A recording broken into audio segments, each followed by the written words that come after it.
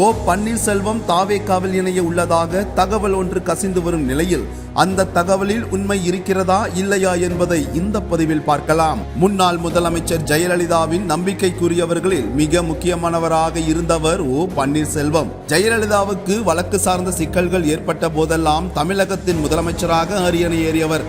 அதிமுகவில் பொருளாளர், ஒருங்கிணைப்பாளர் என பல்வேறு பொறுப்புகளை வகித்த பன்னீர்செல்வம் சுமார் 25 ஆண்டுகளுக்கு மேலாக எம்எல்ஏவாக தேர்ந்தெடுக்கப்பட்டவர். பல்வேறு காலகட்டங்களில் அமைச்சராகவும் இருந்துள்ளார். 2016 ஜெயலலிதா காலமான பிறகு ஓ பன்னீர்செல்வம் மீண்டும் முதலமைச்சரானார். ஆனால் சில மாதங்களிலேயே முதலமைச்சர் பதவியை அவரிடமிருந்து பறித்த சசிகலா முதலமைச்சராக திட்டமிட்டார். இதனால் விரக்தியின் உச்சத்திற்கு சென்ற பன்னீர்செல்வம் மெரினாவில் உள்ள ஜெயலலிதாவின் சமாதிக்கு முன்பு அமர்ந்து தர்ம யுத்தம் நடத்தினார். தனது ஆதரவு எம்எல்ஏக்களுடன் தனி அணி அமைத்து நின்றார் பன்னீர்செல்வம். இதன் எதிரொலியால் சசிகலா முதலமைச்சராவது தாமதமானது. ஆளுநரும் அவருக்கு பதவி பிரமாணம் செய்து வைக்க முட்டுக்கட்டை போட்டார். அந்த சமயத்தில் தான் சொத்து குவிப்பு வழக்கில் தீர்ப்பு வந்தது. சசிகலாவை சிறையில் அடைக்க நீதிமன்றம் உத்தரவிட்டது. 2017 சசிகலா சிறை சென்றபோது யாரை முதலமைச்சராக நியமிப்பது என்ற மிகப்பெரிய குழப்பம் கலந்த கேள்வி அதிமுகவில் எழுந்தது. அந்த சமயத்தில் நம்பிக்கைக்குரியவராக இருந்த எடப்பாடி பழனிசாமியிடமே முதலமைச்சர் பொறுப்பை வழங்கி சென்றார் சசிகலா. சிறை சென்ற சசிகலாவையும் தினகரனையும் கட்சியிலிருந்து ஓரங்கட்டிய எடப்பாடி பன்னீர்செல்வம் மற்றும் அவரது ஆதரவு எம்எல்ஏக்களை கட்சிக்குள் அரவணைத்தார். ஆனால் சில மாதங்களிலேயே அதிமுகவுக்குள் ஒற்றை தலைமை பிரச்சனை பூதாகரமாக வெடித்தது.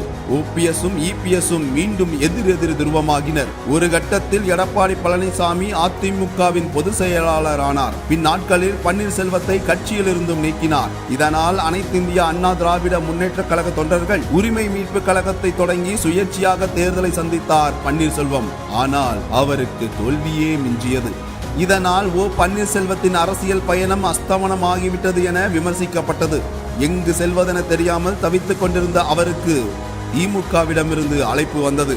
சபாநாயகர் அல்லது அமைச்சர் பதவி வழங்கப்படும் எனவும் உறுதியளிக்கப்பட்டது. இதனால் திமுகவில் இணைந்து 2026 சட்டமன்ற தேர்தலை சந்தித்த பன்னீர்செல்வத்தை போடி தொகுதி மக்கள் மீண்டும் எம்எல்ஏ ஆக்கினர். ஆனால் ஸ்டாலினின் தோல்வி, திமுகவால் ஆட்சியை பிடிக்க முடியாதது போன்ற காரணங்களால் பன்னீர்செல்வத்திற்கு எந்த பொறுப்பும் வழங்கப்படவில்லை. இதனால் அவர் மிகுந்த அதிருப்தியில் இருப்பதாகவும் விரைவில் எம்எல்ஏ பதவியை ராஜினாமா செய்துவிட்டு தாவேகாவில் இணையுள்ளதாகவும் அரசல் புரசலாக பேசப்படுகிறது. ஒருவேளை ராஜினாமாவுக்கு பிறகு போடி தொகுதியில் இடைத்தேர்தல் நடந்தால் அந்த தொகுதியில் தாவேகா சார்பில் பன்னீர்செல்வம் போட்டியிடலாம் என்றும் கூறப்படுகிறது. தாவேகா வசம் தற்போது 107 எம்எல்ஏக்கள் உள்ளனர். ஓ பன்னீர்செல்வம் மற்றும் ஏற்கனவே ராஜினாமா செய்த 6 அதிமுக எம்எல்ஏக்கள் தாவேகா சார்பில் போட்டியிட்டு வெற்றி பெற்றால் 107 என்ற எண்ணிக்கை 114 ஆகும். தாவேகா செல்ல உள்ளீர்களா என இன்று செய்தியாளர்கள் எழுப்பிய கேள்விக்கு பன்னீர்செல்வம் மறுப்பு தெரிவித்துள்ளார். ஆனால் கூட கடந்த கால வரலாற்றை எடுத்து பார்க்கும்போது அவர் பாஜக, திமுக உள்ளிட்ட கட்சிகளுடன் எப்போதும் செல்ல மாட்டேன் என கூறிவிட்டு பின்னர் சென்றது பேசும் பொருளாகியுள்ளது. பன்னீர்செல்வம் தாவேகாவில் இணைவது உறுதி. உடனே சென்று விட்டால் திமுகவை போல தாவேகாவும் தனக்கு கட்சியில் பொறுப்பு வழங்காது என்ற யோசனையில் தான் அவர் சற்று இழுத்தடித்து பார்க்கிறார் என அரசியல் வட்டாரத்தில் கருத்து எழுகிறது.